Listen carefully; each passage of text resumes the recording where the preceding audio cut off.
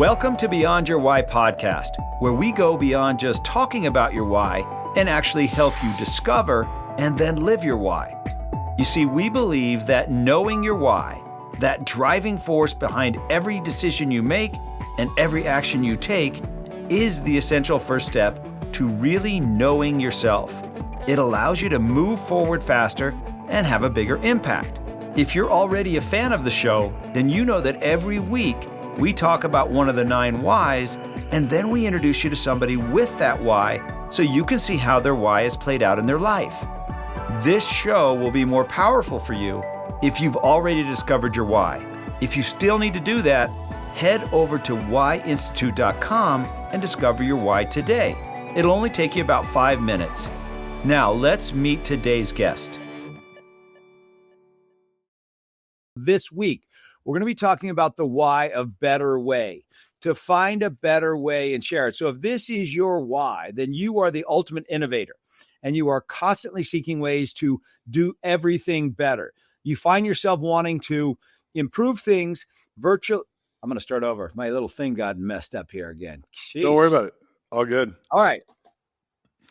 Welcome to Beyond Your Why podcast, where we go beyond just talking about your why and actually helping you discover and then live your why. So if you're a regular listener, you know that every week we talk about one of the 9 whys, and then we bring on somebody with that why so you can see how their why is played out in their life. And so this week, we're going to be talking about the why of better way, to find a better way and share it. So if this is your why, then you are the ultimate innovator. And you are constantly seeking better ways to do everything. You find yourself wanting to improve virtually anything by finding a way to make it better. You desire to share your improvement with the world. You constantly ask yourself questions like, what if we tried this differently? What if we did this another way? How can we make this better? You contribute to the world with better processes and systems while operating under the motto, I'm often pleased but never satisfied. You are excellent at associating, which means that you are adept at taking ideas or systems from one industry or discipline and applying them to another, always with the ultimate goal of improving something. And so today I have a great guest for you. My guest today didn't build his career in a boardroom. He built it in the trenches. As a serial entrepreneur, operator, and leader, he lived every chapter of the entrepreneurial journey. And what he came out with on the other side is something you can't manufacture. Real wisdom about what actually matters.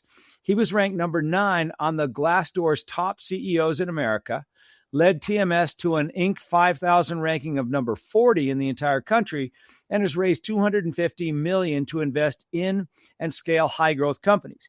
He's a graduate of the Stagen Integral Leadership Program and a Birthing of Giants alumnus at MIT. But the credentials are only part of the story. He's the best-selling author of The Core Value Equation, the playbook for building culture-driven organizations that scale with integrity.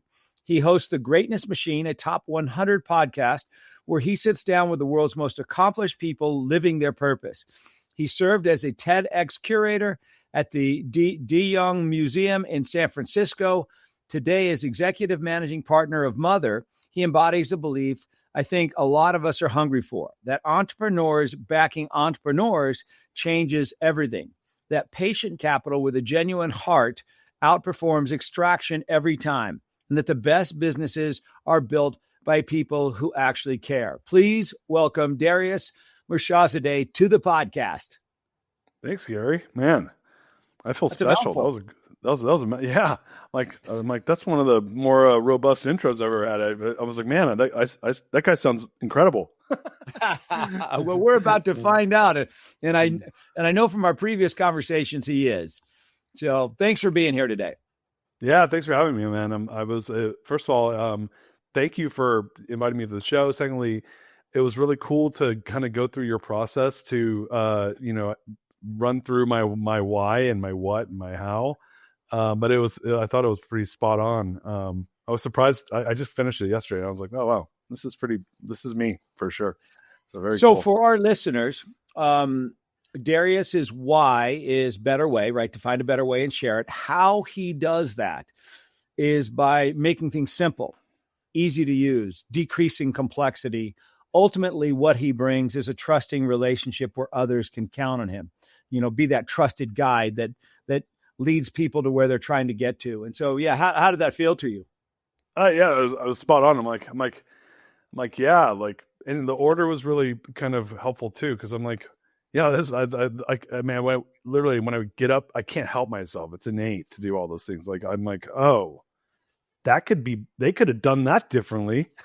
And there's actually, what's interesting. The simplicity part was, the trust and simplicity were a big deal for me, because I was like, oh, I have a saying. There's a word in Japanese called shibui, which means it's really around this, like, there's complexity and simplicity, and so it's this the art of simplicity, essentially. And so I the for me, like, I mean, 07, 08, Apple was taking off, and the iPhone really took off right then. And there was this whole thing around, like, elegant design in the iPhone. And I remember, I got that phone and I'm like, oh, this is so, like, I get it. It's the elegance is like, you have this super complex thing that's super easy to use.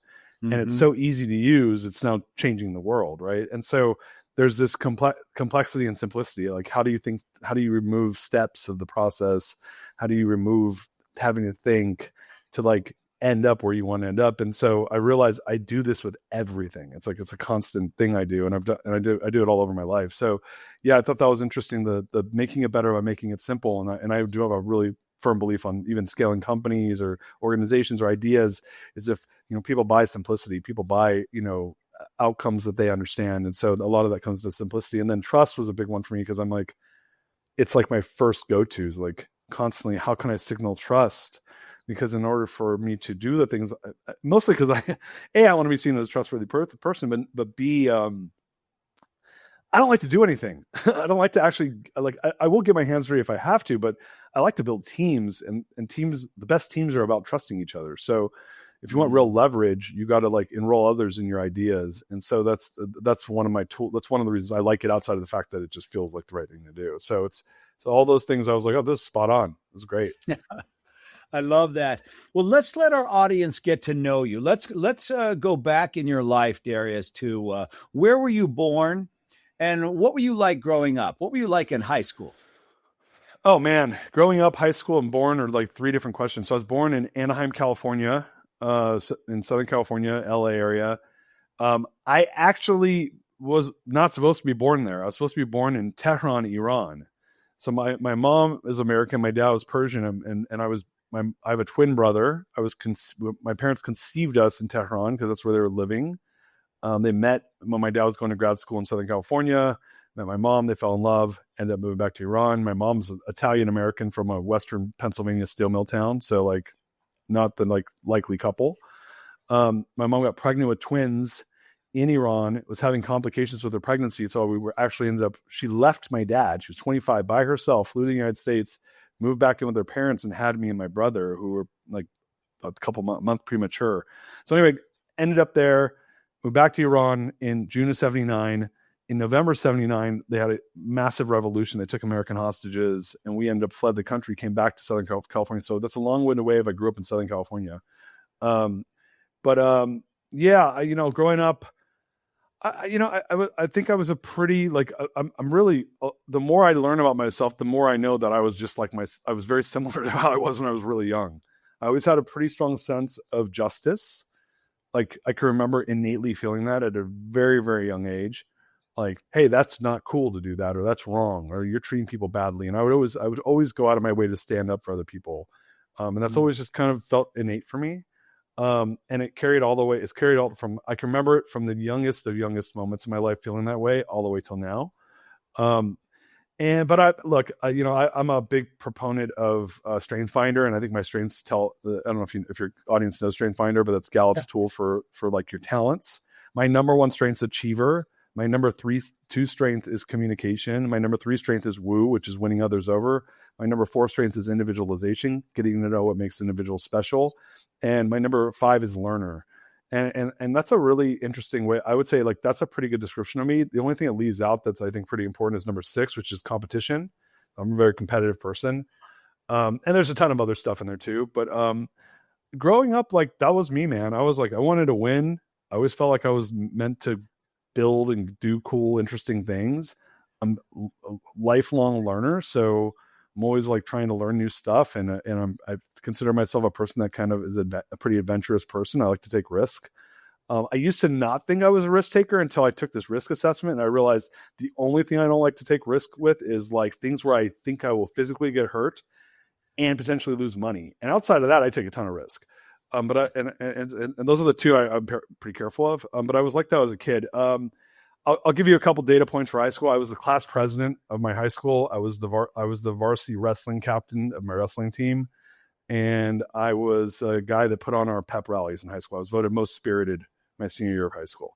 And but I was the heavyweight wrestler. I was kind of like, nobody messed with me. I was a force. I was like 260 pounds of solid muscle when I was 16, 17 years old. So and I lived in the gym, and I lived to win. I loved wrestling. Wrestling was my first sport before business. But I was an athlete. I was a hardcore athlete growing up. I was a Division I wrestler in college too, actually. So, and I was pretty studious. I was studious until I got bored with school. And then I was like, then I became an entrepreneur in school. I'm like, what's the least amount of work I can do in this advanced AP class to get a B? Because a B counted as an A for your GPA. So I was very good at figuring out efficiencies, which is not great if you want to get into the best college, but I got into college for wrestling, and yeah, then I always knew I was going to be an entrepreneur. My dad was an entrepreneur and grew up knowing that. So if we were to have seen, now we're in high school with you, and there goes Darius walking down the hall, what would we have seen? It depends on what year, senior year or freshman year, because they were different. Yeah. How about senior? Oh man, I was kind of like, I was kind of big man on campus. I have a big personality. Like I've always been a larger than life. I'm not afraid to stand out. And I'm pretty friendly with everyone. I'm like a person that like, if I don't like you, you earn that one, like it's not I would say it's not a me issue. That's a you issue. Because I like everyone.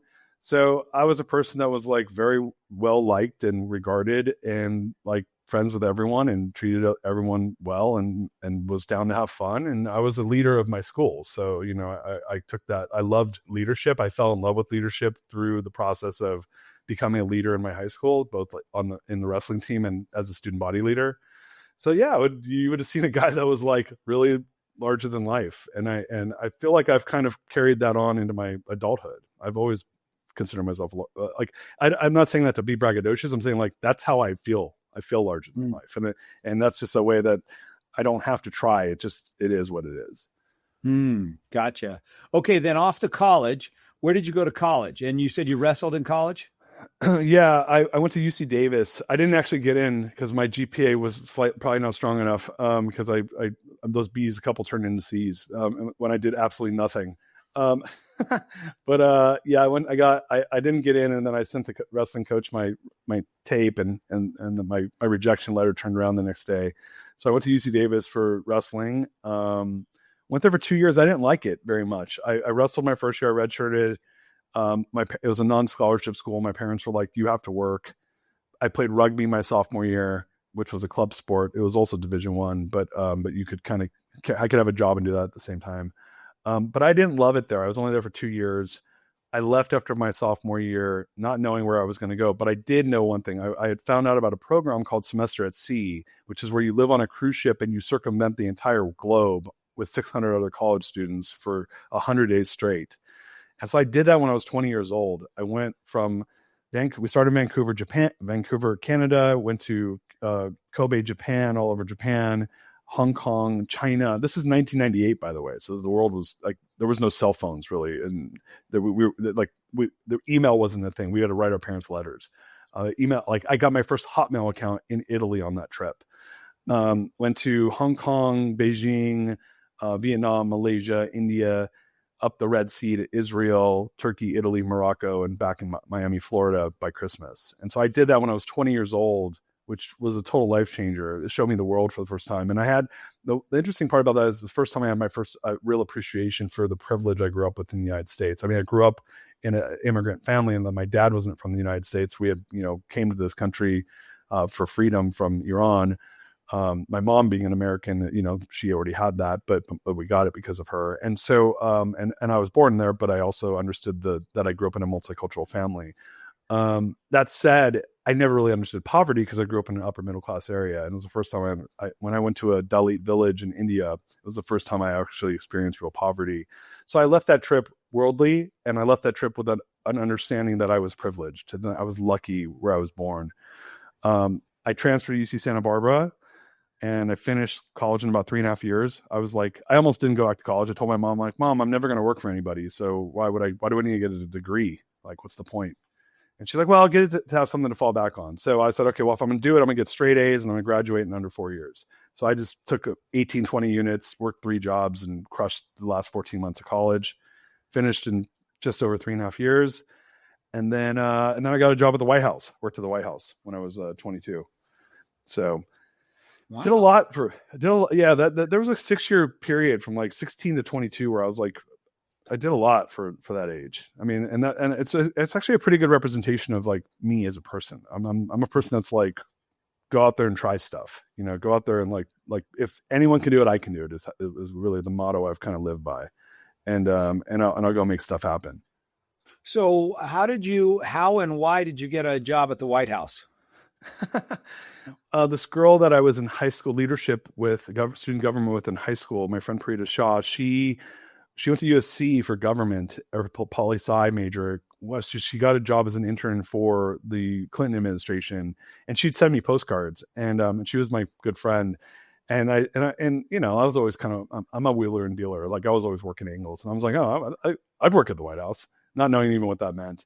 And so I said, hey, give me a job at the White House, as one says to their friends. But I said it to her every time I saw her, which was, enough that she got it in her head that I wanted to do it.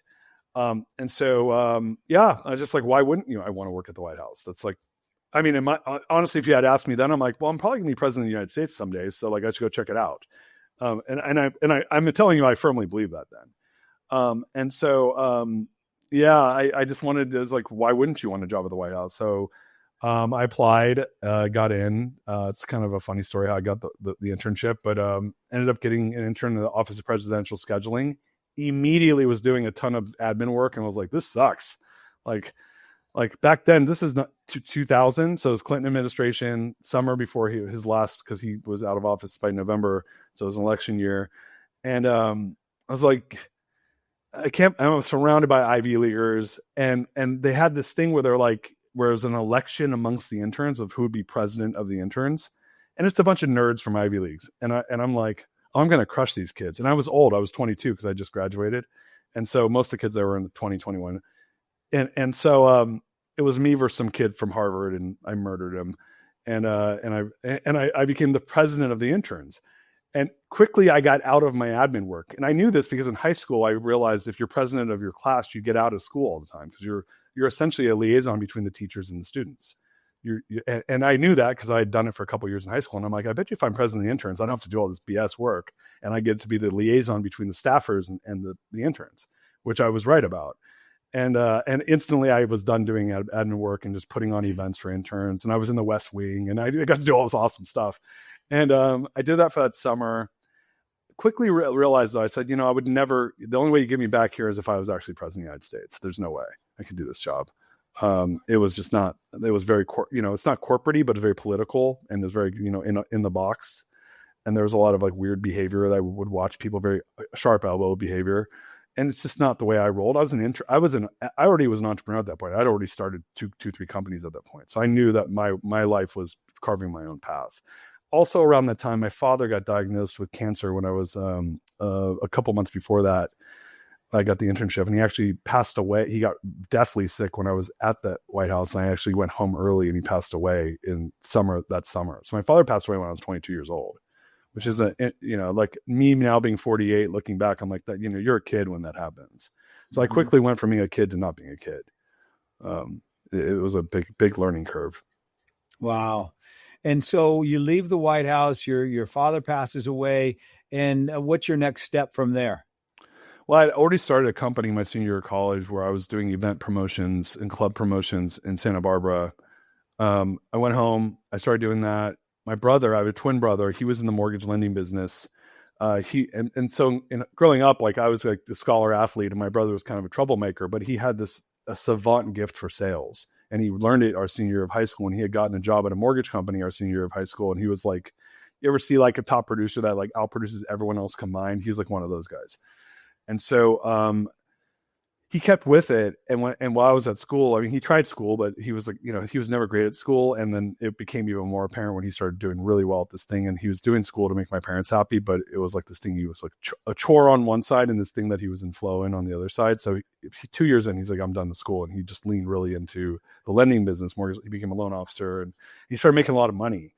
And I was very money motivated. So when I graduated, I did business and economics degree with an emphasis in accounting. And I was having job interviews with like Deloitte and Touche and Arthur Andersen and not KPMG, PricewaterhouseCoopers. And these were like entry-level audit positions, making $45K a year back then. And my brother's making $100,000 a year selling loans. And I'm like, I'm gonna go do what he's doing. So I got in the mortgage business. It was a rough start. I ended up about a year into that moving to San Francisco because I got fired from my first mortgage job. My brother ended up doing really well. Moved to San Francisco, got a job as a day trader. I called this like my side hustle years, where there was about a 2-year period where I just worked like 7 jobs. Like I was just living in San Francisco for about a year and a half hustling. I mean, this was pre-Uber, pre-gig economy.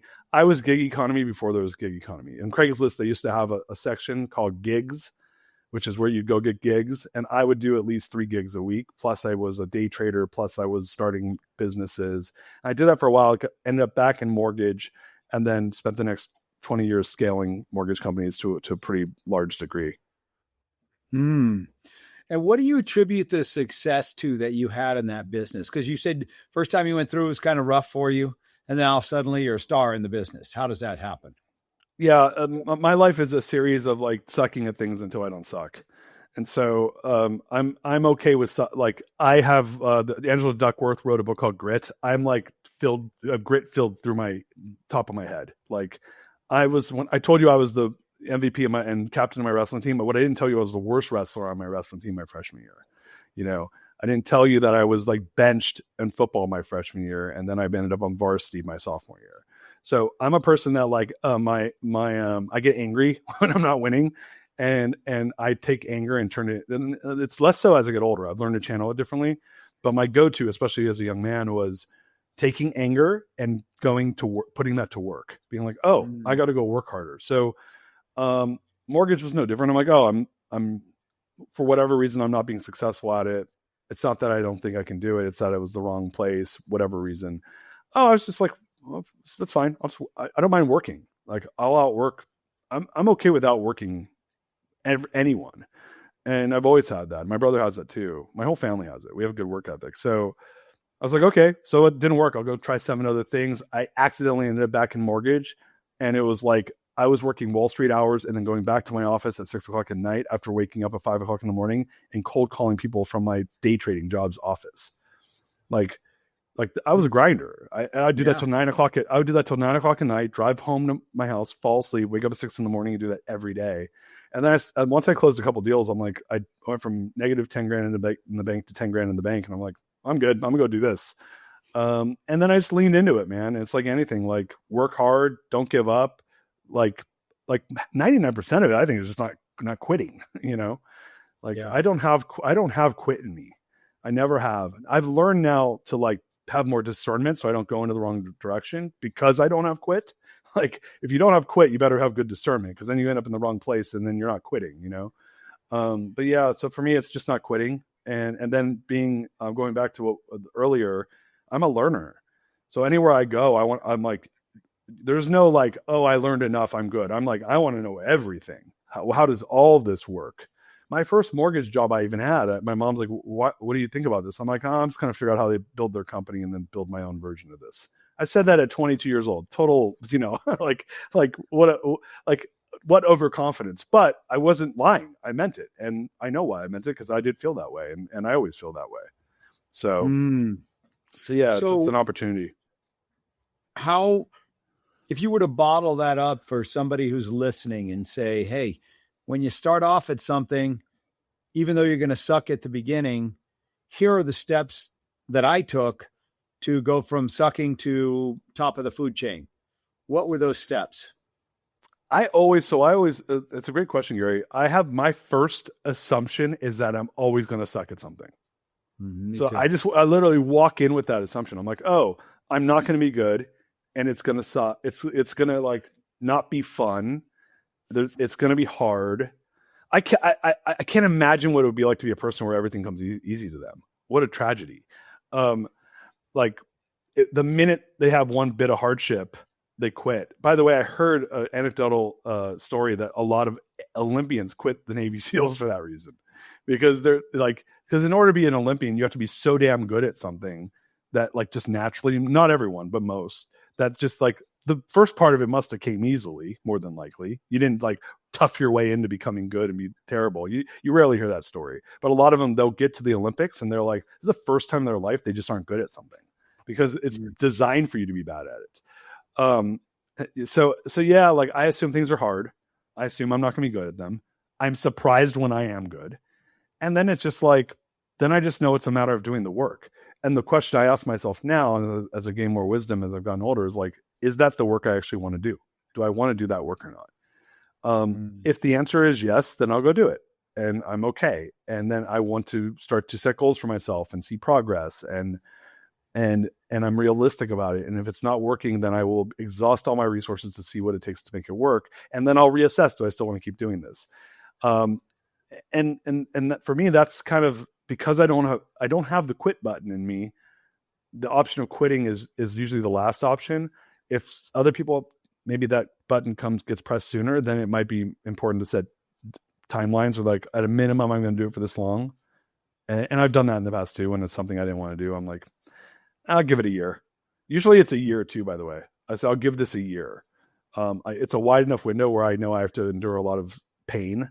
And if I'm a year in, or if I'm 11 months in, I'm like, man, this is getting worse, not better. I might pull the trigger a little sooner, but like it's deep. It's not like 3 months in. 3 months, I say, oh, I don't have enough information. Maybe it's a me issue. So my why, by the way, Darius, is better way as well. So what you're saying just completely resonates with the way my brain works. Also, how I do it, and see if this applies to you at all, is I'll find somebody who's already doing what it is that I want to do. And then I go see what they're doing. Then I copy them until I can do it as good as they can. And then I figure out how to make it even better. Yeah. Does that apply? Yeah. I don't know if you're friends with, I shouldn't say this person's name. There's a well-known influencer who uses the term R&D, rip off and duplicate. And so he's like, oh, I R&D that. So I learned R&D through him. So first of all, I'm a Colby 6 fact finder. So I will go, which is high enough where it means I need to get a fair amount of information before I make decisions. So I will go find people that are doing it. I look for tons of intros. Anything I'm going into that I'm in like no man's land, I will go out of my way to see how many people I can talk to that have done it before. And then I get a ton of feedback. Also knowing that my experience may be different. So just because I've learned to not believe everyone's feedback. I'm like, hey, that may have been true for them then, and I want to discern if that's relevant now or not. So again, that comes with kind of wisdom. That's not how I used to just believe everybody. Now I don't. And then, yeah, to your point, like until I hit whatever metric is of like baseline success, then why try to figure out a newer way to do it? Because there's probably a well-worn path of how it's done in the past. Yeah, I find that like, I do find this though. I have to say it in my own words. I have to do it in my own way. So I do fall into the category of probably not necessarily copying someone else at first. I will do it my own way and then test against other ways. That's probably more my way. Yeah. Shortcuts, right? Let's get the shortcut. I don't want to spend 10 years doing something I could figure out in a couple of months. And then once I get to where, hey man, I'm as good as everybody else. Okay. Now how do I do it better? Yeah. And there's also like what I look for in a lot of these things, like most things have systems built around them for like success. Right. So for me, I'm like, if I don't know the system, I have to learn the system. And until I learn the system, I can't have an opinion on how to do it. And so like, unless I'm just testing it, or playing with it. So I'll use an example. I do private equity now. Private equity, there's different ways of raising money. And so for different types of investments. And so for me, it's figuring out what are the puzzle pieces for the specific investment that I'm trying to build, or the platform I'm trying to build, the way we want to invest. What does that need to look like? Because it's a pretty well-worn path, and I don't want to recreate a new way to get money in, because that, I think, is a fool's errand. There might be a new way to land rockets if you're Elon Musk and you want to build your own aerospace company. I'm not trying to do that. So if I was trying to do something that revolutionary, it might require a revolutionary new way of thinking. If I'm trying to do something that has a well-worn path, I need to go learn what that path is. I may not fit the mold of what a well-worn person is who walks that path. That's okay. But there still is a path. I should learn it and understand it and see how I can apply myself into it. So I do that in anything I build.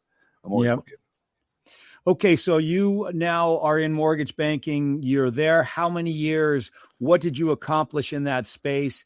And what was it that made you want to leave it? Well, so I'm still in it. I advise companies. Yeah. I'm in it. Like not it from anyone with my experience would be running a large mortgage bank. I don't do that, and that's by choice. 30th. This is my 30th year in it. I started at 18. But from 2000 to 2000, I got in 2000. I got in 96 at high school, and then I got out. I was spent through a little bit of stuff in the summers because my brother was still in it. But in 2000, I got back into it as a job, and then I kind of did the thing I told you about around kind of doing a bunch of side hustles. 2002, I was back. That was my career.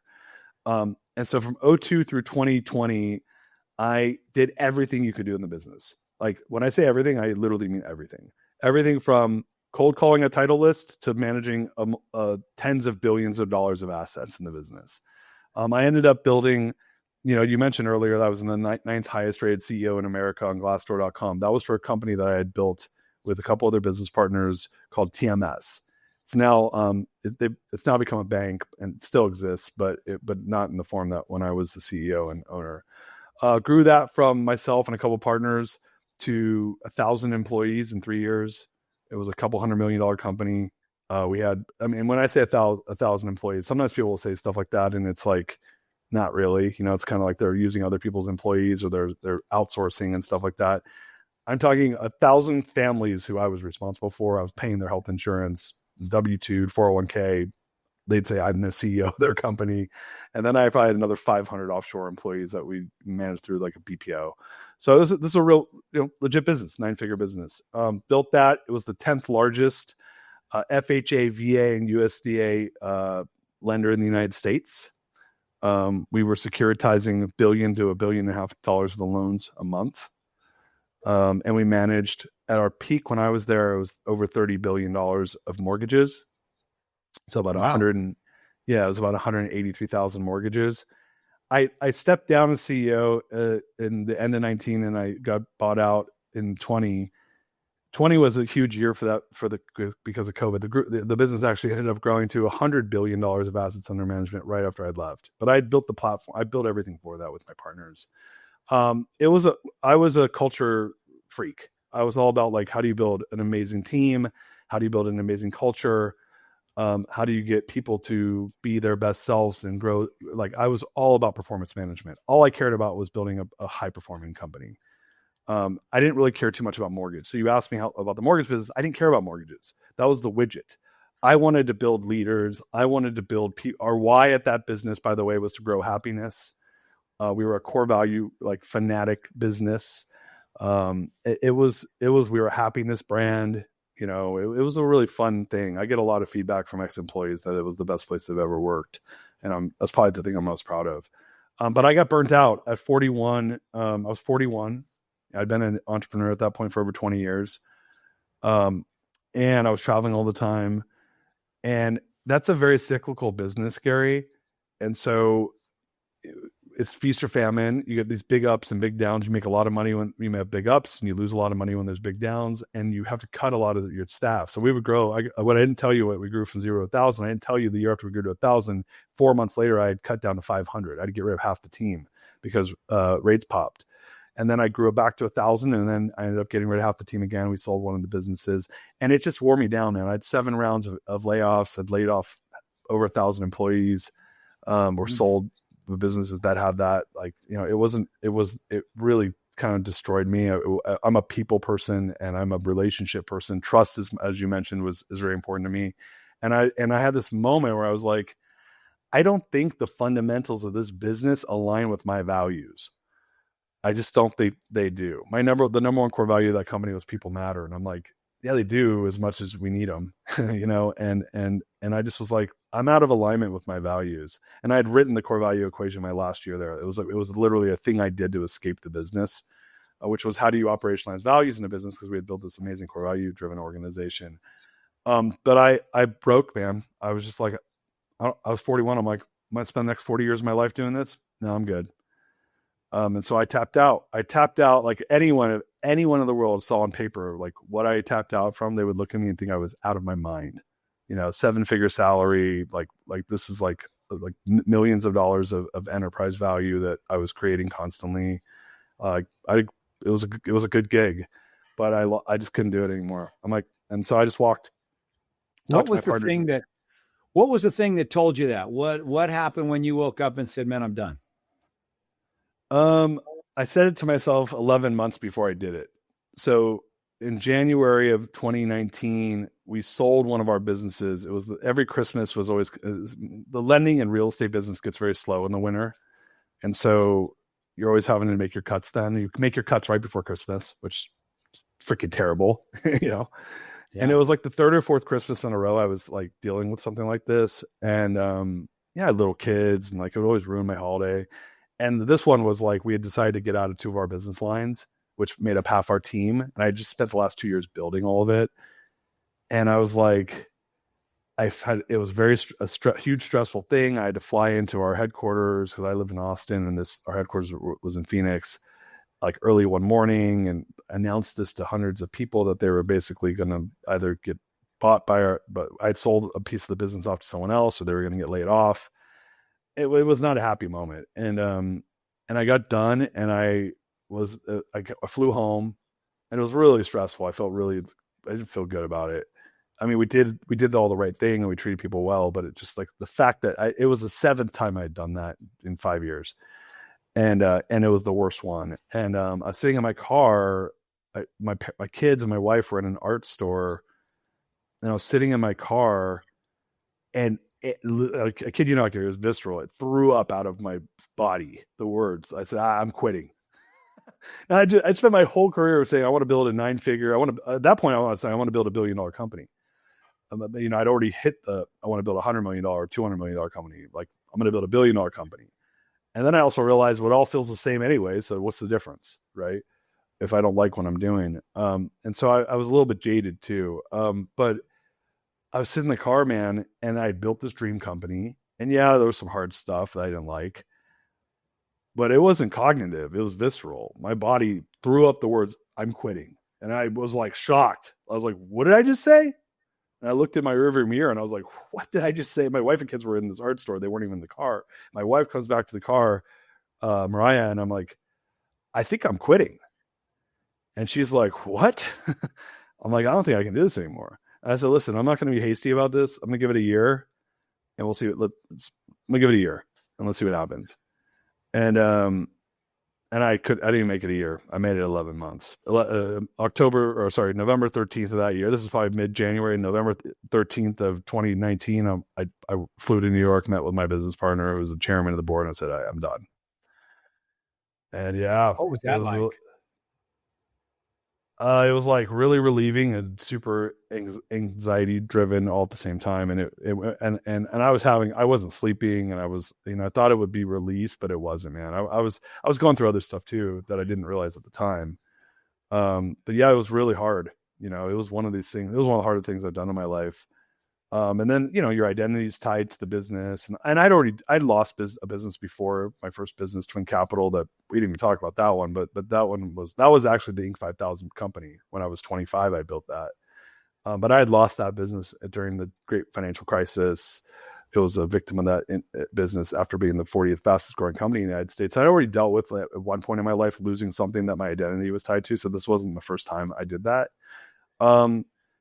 But I just knew it wasn't right, and it was hard, and it took time, and it was a chapter that I had to close, and so it was the right move for me. I didn't want to do that anymore, and looking back, it was the right decision, like without question. Let's talk about that for a minute. Losing identity. What does that mean to somebody that's listening to this right now? They're still working. They're still got their job. They still got their title. They still got their business. And then what does losing identity mean? Well, it just depends on what your identity is tied to, right? What I've learned is like you are not your business and you are not your title and you are your relationships. And so I talk about this a lot on my podcast, where I go, there's this thing called the game and then there's real life. And the game is title and business and ego and accolades. Like you describing me is the game. You know, when you were describing me, it's actually had very little to do with what's important to me. Had to do with what the world thinks is important. If you actually like, and maybe I need to change my bio.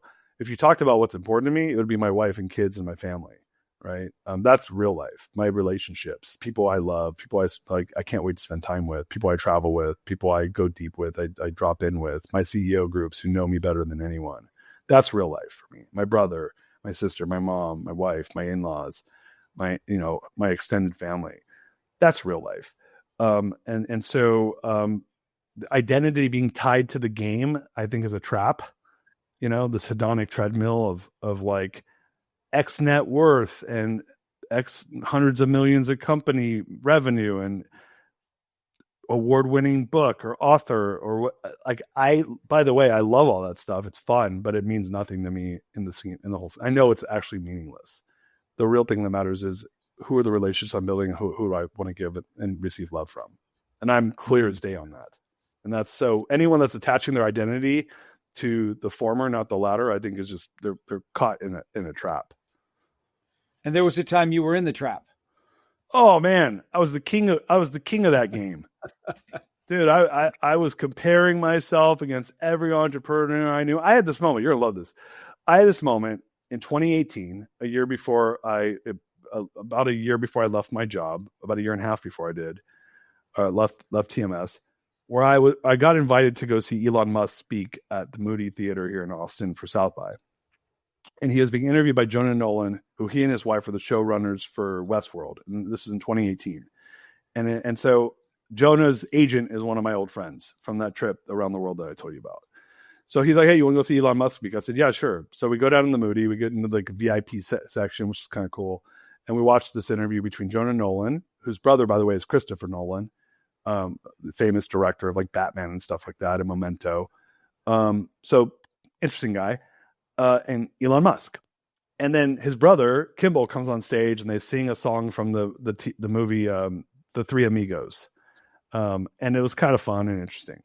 Anyway, talk's done. You can go on YouTube and watch it. Go South by Southwest, Elon Musk 2018. It's a really cool talk, and there's tons of stuff about like his thoughts on the world changing. By the way, interestingly enough, that when this video was shot, he was sleeping on the floor of the Tesla factory, almost going out of business. So just keep that in mind when you watch the video. And I didn't know that then.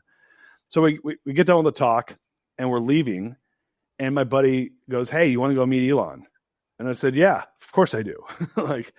So we go back. So we go to backstage at the Moody. They at first don't let us in. My buddy like gets us in. His assistant comes and grabs us. We go back and we walk into the backstage of the Moody Theater, and there's nobody back there except 4 people: Elon Musk, his brother, Jonah Nolan, his wife, me, and my buddy. There's 6 of us, and we go into a small little group. Now, dude, I'm a lifelong entrepreneur. This guy's he's kind of a rock star in the world of entrepreneurism. Oh, yeah.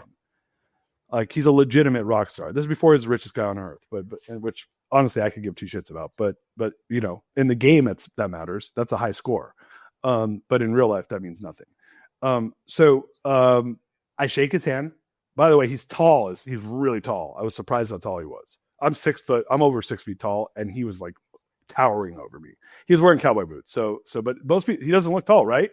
It's because he slouches. Dude, the dude and his brother were like 6'4" in cowboy boots. At least, maybe 6'5". Like super tall South African dude. And so I am in this circle. First of all, you obviously can tell I talk a lot. I did not say a freaking word for 10 minutes, which was like killing me. Cause I'm like, what do you ask? What's your name? What do you do? like you lose all those initial things when you walk into a circle like that. So I actually learned, I'm like, oh, I need to figure out a better way to like walk into circles with people who are known. Anyway, I say something that I'm at this point, like probably embarrassed that I said. I just ask them if they, how long they're, it's total small talk. They end up talking, making some jokes. We were there for 15, 20 minutes and we leave. I leave and I go meet this kid who I met at TED, who was running all the AI division for IBM at the time, the Watson project. And I'm like, dude, you're not going to believe who I just met. So who'd you meet? I met Elon Musk. After I leave that conversation, I get this sinking feeling in my stomach. You want to know what the feeling was, Gary? Yeah. Can I curse on your show? Or is that a no? Sure. Yeah. I was like, you're a fucking loser. That was the self-talk that happened. Here this guy is changing the world and you're just running some stupid mortgage company. that was my self-talk. And so I don't, that's where I was then. That's who I was then. If I met him now, I probably would have asked him way better questions because I'm way more interested in a lot of the stuff he's doing.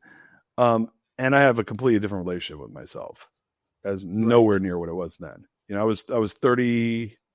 I guess I was 39 then. It was right before I turned 40 years old.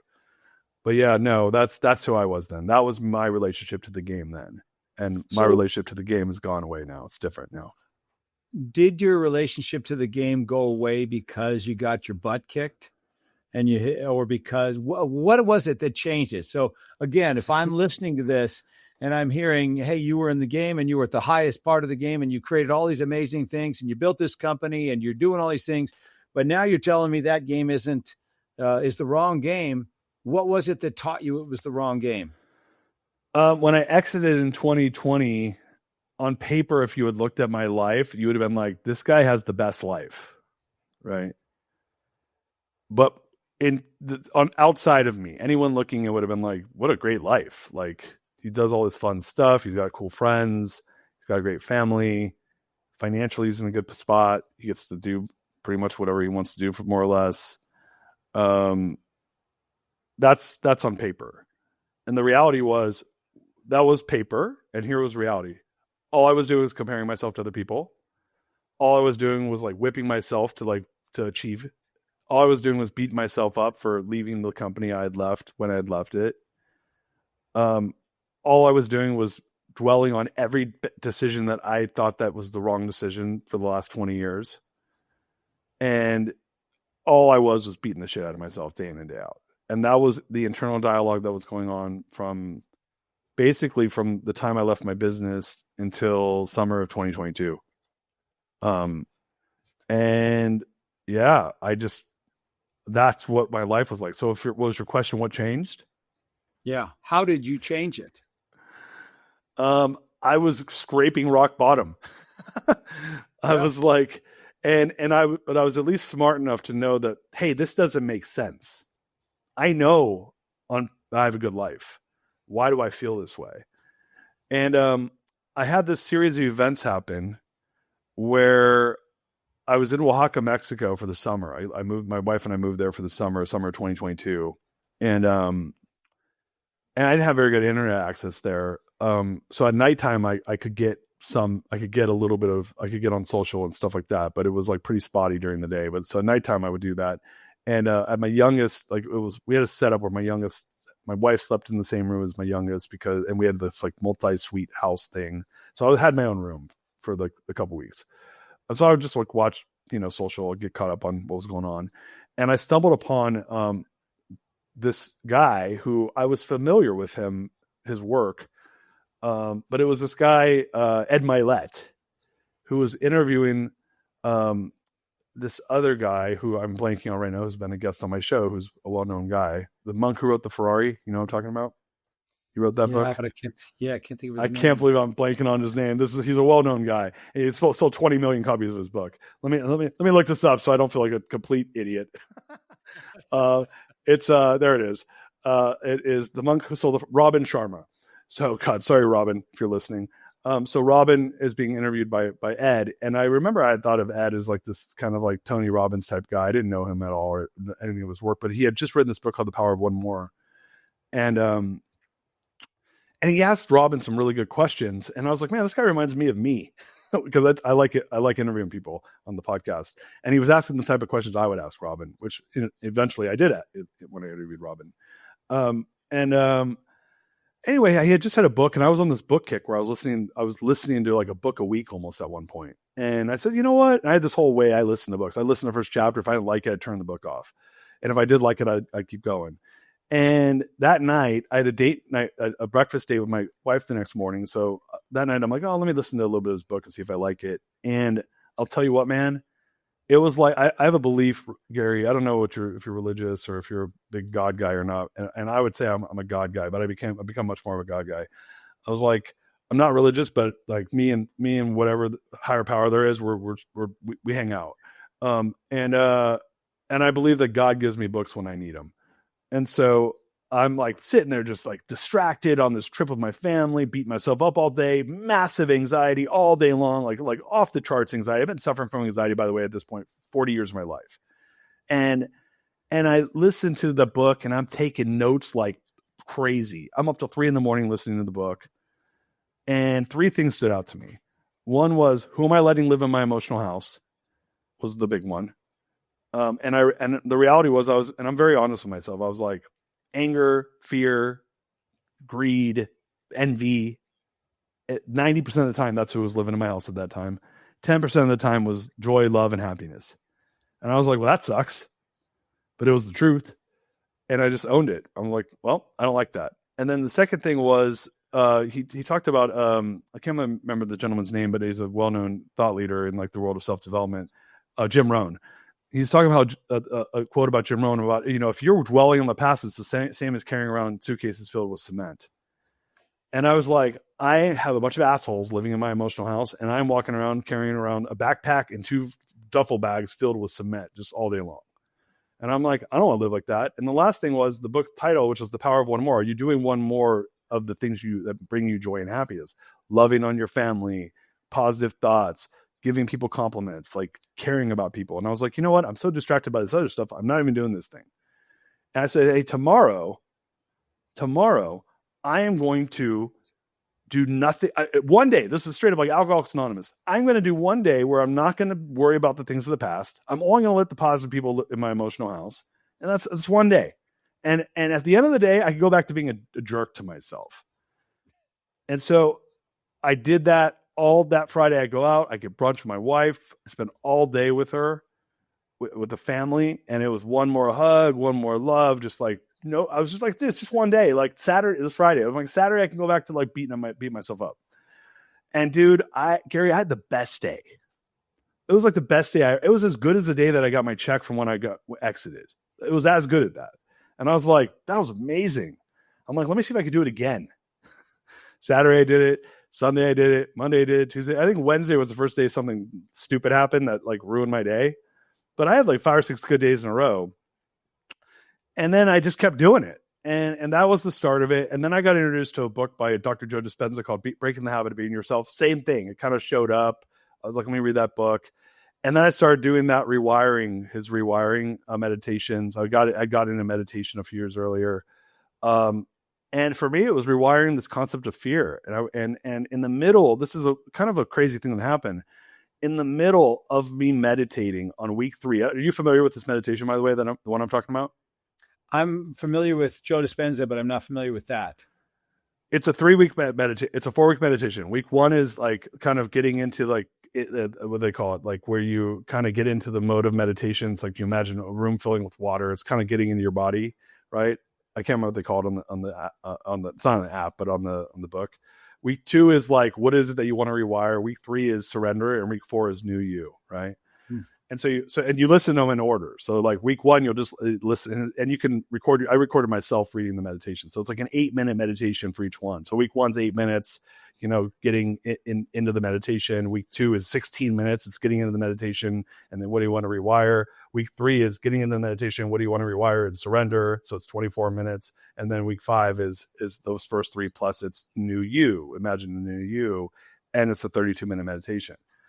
Well, I started. I get home from Oaxaca. It's August, and I meditate in the morning. And week 1's great. I get into my meditation. Week 2, I'm doing the 16-minute. I new you. Week 3, I go to surrender. Right. So this. I swear this happened to me. I'm in the middle of day 1, week 3. I'm deep in my meditation. I'm rewiring fear. I don't want to have fear in my life anymore. I don't want to be anxious. And then I go to surrender. And there's a part where it's my voice, by the way. It's my voice. And I go, and now surrender. You could pick whatever word you want. The one that he does, it's kind of agnostic of religion, is the higher intelligence. And now surrender to the higher intelligence. And I swear, as God is my witness, this happened to me. I'm not a religious person. This happened to me. As I said that, I felt an energy enter my crown and come into my body and go to my heart and start pulling me off the bed. Like a power. And I swear to God, this happened. And it was like for like 10 or 15 seconds. It felt like a minute or two, but it was probably 10 or 15 seconds. And then it let me go at the end of the meditation. And I'm laying there, I open my eyes, and I'm like, what the hell just happened to me? And I walk out, and my wife, I'm like probably flushed. And my wife's like, are you okay? And I'm like, I swear I said this to her. I'm like, I just start bawling, crying. Like it was like overcome with emotion. And I'm like, I think God just entered my body. And it was, and I didn't ignore it. I was like, it was surrendering to a higher intelligence, man. And I was like, I'm not going to ignore it. Gary, that happened every single day for 3 weeks straight. It was less strong week 2. And then by week 3, it was kind of died off. And then it's never happened again, by the way.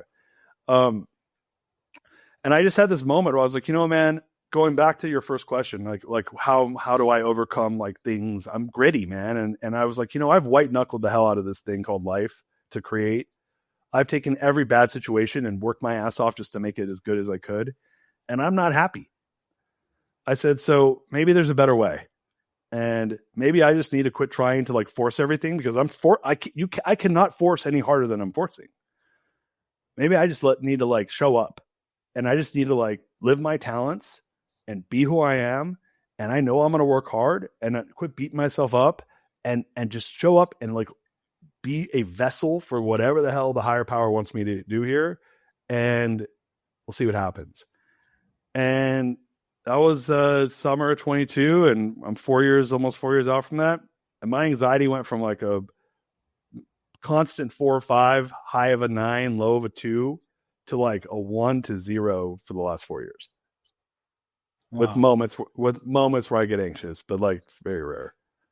And amazing things have happened for me since then. A year after that, I raised $250 million for my private equity company. I'm probably the best, healthiest version of myself that's ever lived, and the happiest version without question. So the self-talk in you now is totally different, right? Oh yeah. Like I have that inch between awareness and being in is strong. That muscle's built. I'll watch the old patterns pop up. I'll watch the self-talk pop up. I see it though. And I know it's not, I know what it is. It's not, it's me. It's a part of me, but whereas before I would go into it. Now I'm like, oh, that's funny. Hey buddy, how you doing? Wow. Yeah, no, it's completely changed my life. And so from there, then you got into private equity. So sold the mortgage. How did you decide to do private equity? So at this stage, when we left off your story, you had sold your mortgage company. Yep. And doing nothing for a while, or what were you doing? I'm not very good at that. Just to kind of remind you on the timing, November 19th is when I left. I had an EO forum trip to Asia that December and January. So I was in Asia for New Year's 2020, got home. There was some stuff happening with my exit. It took a few months. That was very complicated. So I was dealing with my exit. I'd written the book, The Core Value Equation, the previous year, but I was just like sitting there. I hadn't done anything with it. And then COVID hit in March of 2020. I was thinking about, I had tickets to go to Spain to look at schools and homes. I was going to move to Spain for a year, take a year off, but COVID derailed that. So once COVID had derailed the move to Spain, because I was like, I'm taking a sabbatical year. I said, well, maybe I should do something with this book. And so I spent the rest of up until September 25 doing my book launch. I launched my podcast. I was just doing podcasts left and right during COVID, promoting my book launch. Had a really good book launch on the Core Value Equation. It was, like a bestseller and all that good stuff. That was my job. I just made that my job because I didn't have anything else to do. And then when I got done with that, I started getting asked by people because I always really consider myself kind of like a scale fanatic. How do you scale companies? Like all the intricacies of like the mechanics of scale. When you grow a company from 0 to 200 million and you're the CEO the entire time, you're rebuilding a company multiple times. You are breaking it and fixing it constantly, and to get it to the next level, you are bringing in talent and then like optimizing that talent and then bringing and either keeping them or moving them up or getting them out, bringing in the next talent. So you're seeing all types of people in all sorts of roles that you don't get to see if you're just in a company that slowly grows from like whatever to 20 or 30 or 40 million or even 100 million. If you're growing quickly, you got to change a lot. And so I just felt like I was like this like Swiss Army knife for growth. I'm like, I can, every issue I have a person or I know I've bad lived that before. Mortgages was a widget. So I said, maybe I got asked to be a coach of somebody to help them scale their company. I said no initially. I'm like, I'm not a coach. Why would I do that? And then I met him and liked them and said, okay, why not? And then I'm like, well, shit, man, how many more of these can I go get? So I ended up getting like 15 of them in about 8 weeks, which it was crazy. I'm not cheap either because I'm like, dude, listen, you got to pay me if you want my time. But I built this multi-million-dollar like consulting practice in literally like 8 weeks. And then I did it in 6 months, and I'm like, this is the worst. I want to fire these son of a bitches. They don't listen to me. And I was like, this would be way better if I owned their company. And then I was like, I think that's called private equity. So about a year after doing that, I was like, I'm done, man. Like, so I like probably June of 21 was when I first thought that, and June of 22 was when I'm like, I'm going in private equity. I love the people I advise, but for me, advising is in small doses. I have about 5 or 6 companies I advise at any given time outside of whatever business I own or build. I like that. It's fun. They're all sorts of companies. And I'll always do that. In small doses, I love it. In big doses, it wasn't for me. But yeah, that was it. I was like, I like advising entrepreneurs, but I want to own their company too. I don't want to just like be a consultant. It's annoying when they don't do what I'm telling them. That when I'm like, dude, you're making a mistake. This is the thing you should be doing, and here's why. And I'll give you the 18 reasons of what you're doing and why it's not going to work. And I could tell you because I did it. And then they're like, yeah, I'm still going to try it. I'm like, oh, shoot me in the head, man.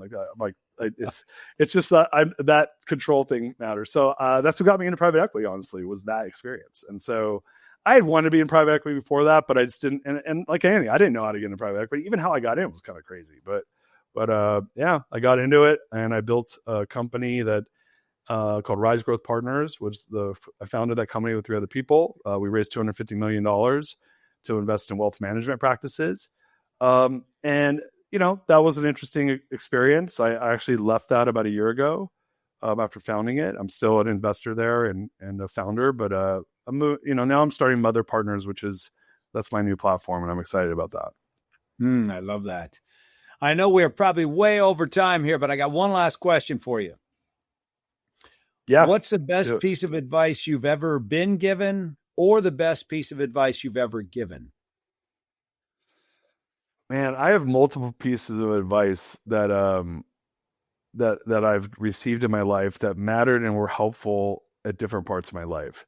So can I go through them? Because different ones were relevant at different points of my life, and I think they all could be valuable to a listener depending on where they're at in their life. Sure. So the first really great piece of advice I got was from my dad when I was 16. And my dad was kind of a hardcore entrepreneur, immigrant, came to this country, like forced to come to this country because he lost his country. But he is, a smart guy. He has MBA, but school of hard knocks. And he said something to me that I didn't fully appreciate at the time because I was 16. And when we're 16, we like rebel against our parents' thoughts. But he said, son, never listen to someone if they're not more successful than you are. And what his English wasn't perfect, but what I took away from that, what I learned over time was like, you get a lot of advice from people sometimes, from people that haven't done what you're trying to do, going back to what we talked about earlier. And I remember I was really into acting in college, and it probably ended up being good advice because I don't think I would have enjoyed going into the world of acting after knowing what I know now, but I loved it then. I was like, I'm kind of a character, and I love comedy, and I like acting. I like improv. And I was in this acting class, and this guy said, well, and I was like the standout, like, cause I was just a zany kid doing acting. And, but the the guy that taught it, who was not a successful person in that world, said, "Oh, you don't want to go into acting. You're just going to get parts as terrorist. You're going to be a terrorist in every part you get, because this is like a Middle Eastern person in the 90s, because of the way I looked." And I literally was like, "I don't want to do that." So I just like shut it down. And he wasn't necessarily right, by the way, but I didn't know enough to not listen to him. So I think that's good advice. If someone hasn't done what you're trying to do, they don't know. They're just projecting their own insecurities on you. So for me, I've learned if someone hasn't done what I'm trying to do, their advice is meaningless. It's a zero in my mind. It's literally negative advice if they haven't done it. They shouldn't be saying it. So that's the first piece. Second one is a Winston Churchill quote that's advice that it was my favorite quote until I'm going to give you my new favorite quote. Well, Winston Churchill, if you asked me when I was 22 what my favorite quote was, which I think was a really good piece of advice, is Winston Churchill once said, "Success is going from failure to failure without loss of enthusiasm." And this kind of goes back to what we talked about earlier. Like, are you a person that is willing to just stand back up and try again? And I think in order to really do meaningful things, you have to have that mentality, because it's hard to do meaningful things. It's hard to build things. It's hard to, if you get lucky and it's easy, be happy and be grateful that it was easy, because it was probably nothing more than luck. But expect it to be hard. And if success is going from failure to failure without loss of enthusiasm, then I do believe that to be true. And I think that's an important characteristic of success. So that's my second piece of advice that was my favorite piece of advice up until about 3 years ago. And there's a quote by Carl Jung that is now my favorite quote, and it's my favorite piece of advice, which is, "Until we make the unconscious conscious, it will control our life, and we will call it fate." And so until we make the unconscious conscious, it will control our life, and we will call it fate. And for me, I believe that once we are mature enough to understand that, which I think it takes time and energy and effort and life and wisdom, then we are on this constant search to dig through the tunnels of the unconscious to figure out what is it that I'm missing, and why is that fate happening to me that feels out of alignment? There must be something in my unconscious I need to go look for. My goal is to really make my unconscious conscious, so it does not control my life, and I do not call it fate. And I know myself better, so I can be more in alignment with myself, so I can live my gifts and give my gifts to the world. That's awesome. All three of those are awesome. And you can see that you've lived them and it's played out in your life. Man, that's awesome. So Darius, if there are people that are listening and they want to follow you, stay in touch with you, see what you're up to, see what you're doing, learn from you, what's the best way for them to do that? Yeah. If you go, I have a website, therealdarius.com. So hold on. We got to talk. Well, tell me about that name. I'm kind of an asshole. When Donald Trump, that was his Twitter handle. Okay. The real Donald Trump originally. And so I was like, oh, that's funny. I'm going to do the real Darius. It was like, it's not even a thing anymore, because I think he has his correct name on Twitter. But that's a joke from like 2019. That's like a joke to myself. I'm a funny guy like that. Okay. So you go to therealdarius.com. You can find my book anywhere, the core value equation. If you want to listen to my podcast, The Greatest Machine, again, that's on The Greatest Machine. It's on my website, or you can go to all podcast platforms or on YouTube. And then on social, all my social handles are now I'm the Darius. I am, like the letter I, am the letter M, like Mary. I'm the Darius.com. Or I'm the Darius, excuse me. So that's all social. I had a guy tell me, it's like, you got to make them all one. And I'm like, well, good luck, man. Like, so I got to change my website to probably I'm the Darius, because I'm trying to keep it consistent. But yeah, that's a social. I'm on Instagram, and I'm not really on Twitter that much, but I mean, I'm on all of them, but I'm not really on them. But Instagram is where I'm on a lot, and I'm on LinkedIn, of course, a lot on there. Awesome, man. Thank you so much for being here today. This was really fascinating. Some great lessons, some great learning that you shared. So I really appreciate that. So thanks for being here today. Thanks, Gary. This was super fun. I appreciate you and your audience, and glad I could be of service. I really hope you enjoyed today's episode, and that through today's guest, you heard how important it is to know your why and how impactful it can be in your life and the lives of those around you. Be sure to head over to WHY.institute.com and discover your why today. Remember, the more you know about yourself, the more you'll know about others. I'm Dr. Gary Sanchez, and I'll see you on the next episode.